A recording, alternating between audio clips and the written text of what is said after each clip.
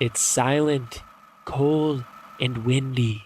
You make it to the top of a mountain, not really sure why you're here or what's at the top, and then you see it, a mysterious figure staring off into the distance, farming aura. You've overcome everything so far, you're the strongest there is, so why are you feeling nervous? You approach him, he has nothing to say, and immediately your heart sinks. Boss music then kicks in and your heart fires back up, then it all starts making sense. Your ultimate opponent, your perfect match, is your very own character from the previous game, and he's here to remind you why he's the very best, like no one ever was.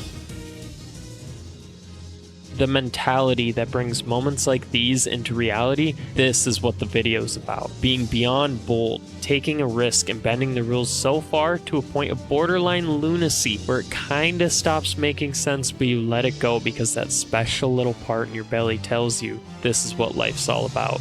This is the F it mentality.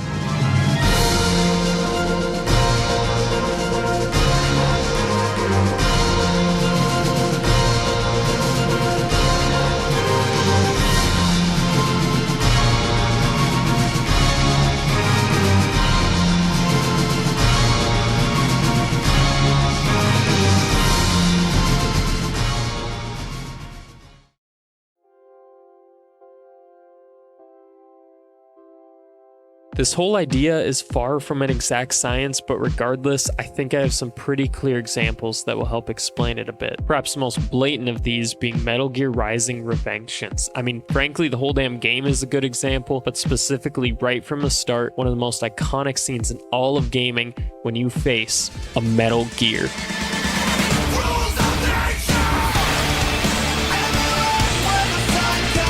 The game could have started off with some beta, incel, level 1 goblin bullshit, but instead, the developers decided to say F it, and as the literal tutorial boss, it puts you against the most notorious war machine built up throughout the entire series to be a world-threatening nuclear monster, and you whoop its ass. Were the developers thinking clearly when they came up with this? Probably not. Did they get their ideas from a tweaker on the street? Probably yes, and that's my point. Being hooked on drugs helps you make better games. Wait, is that my point? The point is saying F it to the rules once in a while in order to make for a super cool moment in a game is something I think developers need to be considering if they want their game to be more than mundane. Now there's a skill with this too, a balancing act that relies on the developer knowing what their audience would enjoy and how and when to implement a big F it moment. For example, the Dark Souls games are serious and gritty and difficult and can feel kind of lonely when facing it all by yourself. So when the fan favorite Onion Knight himself pulls up next to you to help a homie take down the Lord of Giants, it turns this game's entire premise on its head, even if just for a moment. Where instead of dying repeatedly to zombie skeletons and a pile of maggot-infested mud, you get to heroically take this guy down alongside the literal goat, the guy who gave you soup, and also beer, and then he fell asleep. So awesome. And it all works so well because the developers knew where a glorious moment like this would fit perfectly into their serious and gloomy game. They knew when to say F it.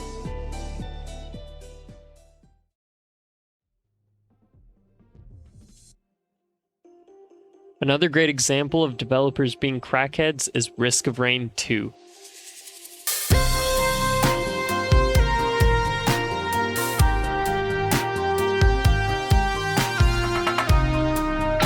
Allowing the player to infinitely stack items until they're literally teleporting deities really fills my pants in the best way possible.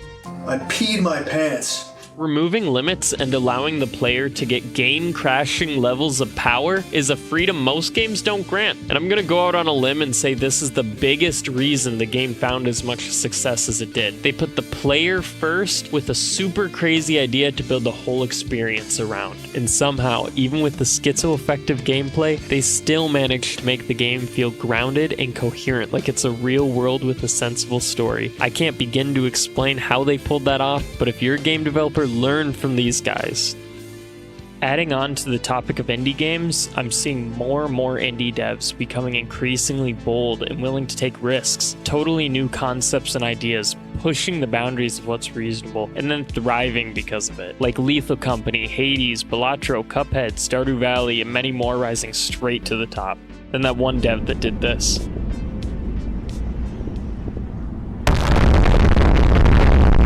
And even Untitled Goose Game winning Game of the Year, all while AAA studios are playing it more and more safe, putting little to no soul or heart or honest enthusiasm into anything, sacrificing their game to mediocrity. And I truly believe this illustrates the importance of having an effort mentality when creating a game, breathing into it passion and life, learning when to take risks and break the rules, all for the sake of making some cool shit that's fun to play. It don't gotta make sense if it's cool enough.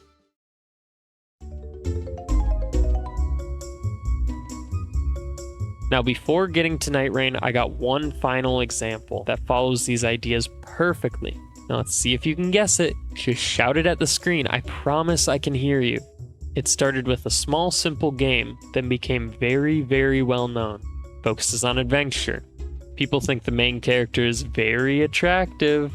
He has an iconic sword and fights monsters. The main character doesn't speak. It's Minecraft. I am placing blocks and shit 'cause I'm in the fucking Minecraft. Minecraft is by far one of the greatest examples of saying F it and pulling off a ton of crazy, completely unique ideas. Back then on release, Minecraft was honestly an insane innovation in so many ways, and the updates have kept the momentum going to this day. An endless open world, completely interactable environment, and stuffed with mechanics built specifically to add to your personal adventure.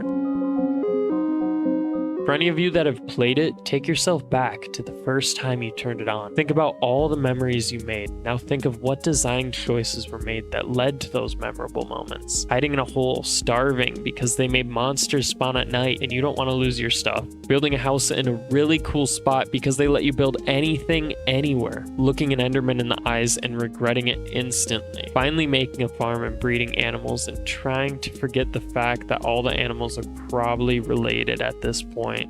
Learning to build a portal to literally hell. In the music, we ain't ever forgetting the music.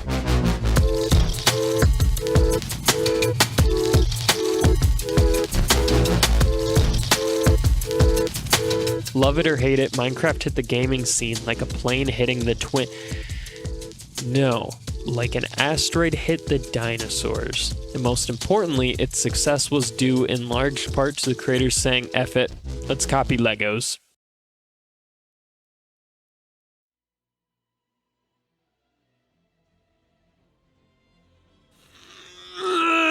I'm so excited for Nightreign!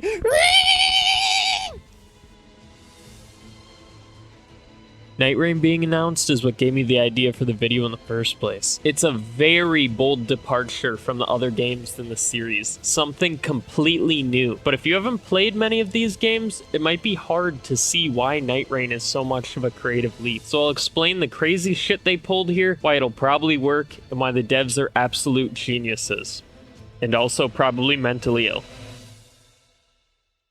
It seems like the entire premise they built the game around is to simply have something fun to play, to innovate and improve upon the classic Souls formula that has honestly been going stale. They're saying F it in almost all aspects of its design, and for this game, world building isn't really a priority, and with no world building to break, they can go as crazy as they want. From hearing what I've heard and from playing the network test, it looks like they've said F it and added some pretty cool shit. Like how during a run, you can collect the most badass weapons, spells, and gear from Elden Ring without having to spend 300 hours to get them, or that they added full-on abilities to go with a whole cast of preset characters, with some looking better than others. Oh my goddess, I'll do anything for you. And on top of all that, they took this opportunity to bring back some of the most beloved bosses from previous games that otherwise would have turned into multiple months worth of work just being left behind and forgotten. Sadly, because of this, I'll see some people cry and whine about reusing resources, but in this case, that's the point of Nightreign. Not to reuse assets because they're lazy, but to mix all the best shit they've made over the years into one big oatmeal peanut butter cookie ball. All in all, Nightreign good, me likey. So what's the point of all this?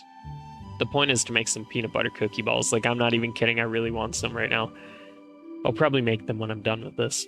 But for real, the point is, video games are a medium that allows for pretty much unlimited creative freedom. You can quite literally make anything in a game. So I encourage any game developers out there, or I guess anyone in general, to say F it sometimes. Not all the time, or you'll probably ruin your life and get hooked on meth, but sometimes it's good. Relax and have fun with it. Take calculated risks where you feel it'll work out, and honestly, just do what you want to do. Do what you can to make it what you want it to be. I mean, Kamina said it best.